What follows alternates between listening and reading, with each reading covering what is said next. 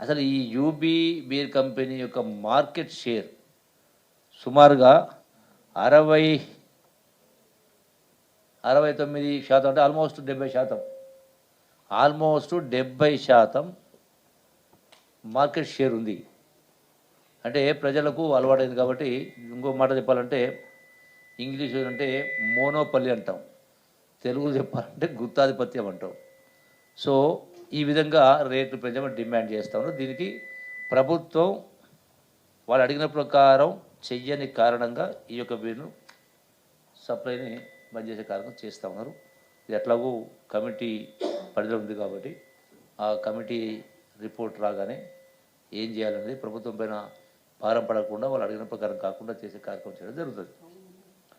రెండవది, వాళ్ళు చూపించినటువంటి దానిలో ఎందుకు బంద్ చేస్తామనే దానిలో వాళ్ళు చూపించినది ఏంటంటే మాకు బిల్స్ రావటం లేదని, తక్కువ వచ్చిందని. దీనికి సంబంధించి కూడా వాస్తవంగా ఈ ప్రభుత్వం వచ్చిన తర్వాత ఈ కంపెనీకి పేమెంట్ చేసినటువంటి బిల్లు అంటే ఈ ప్రభుత్వం వచ్చిన డిసెంబర్ 7, 2023 నుంచి నిన్నటి దాకా 1130,99,00,000 రూపాయలు పేమెంట్ చేయడం జరిగింది. పాత డ్యూస్ అంటే గత ప్రభుత్వ హయాంలోనే ఈ ఒక్క కంపెనీకే అంటే 7 డిసెంబర్ 2023 వరకే 407,34,00,000 రూపాయలు బకాయి ఉండింది. అంటే మేము రెగ్యులర్గా సప్లై చేసేదానికి రెగ్యులర్ సప్లై పేమెంట్ చేస్తూ ఉన్నాం. గతంలో ఉన్న బాకీలకు కూడా రెగ్యులర్గా కొంత పర్సెంట్ అనేది వాళ్ళకు పేమెంట్ చేసే కార్యక్రమం చేస్తూ ఉన్నాం. అంటే గత ప్రభుత్వం పెట్టిన బాకీలు కూడా ఇలా ఉన్నాయి, చాలా పెండింగ్. రెండవది ఏంటంటే ఉన్నటువంటి ఆర్థిక పరిస్థితులు మీకు అందరికీ తెలుసునే మళ్ళీ చెప్పాల్సిన అవసరం లేదు.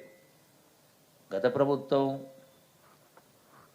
8 లక్షల కోట్ల సుమారుగా విద్యుత్తు గవర్నమెంట్ రెండు కలిపి బాకీలు 8 లక్షల కోట్ల బకాయిలు పెట్టి అప్పులు చేసి నెలకు 6,000 కోట్ల వడ్డీ కడుతూ మళ్ళీ 40,000 కోట్ల బకాయిలు పెండింగ్ పెట్టిపోయారు, అంటే బిల్లులు పెండింగ్ పెట్టినారు.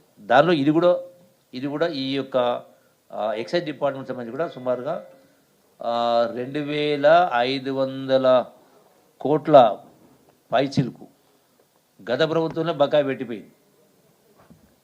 అంటే ఒక్కొక్కటిగా తీసుకుంటూ వచ్చి ఏర్పాటు చేస్తాం.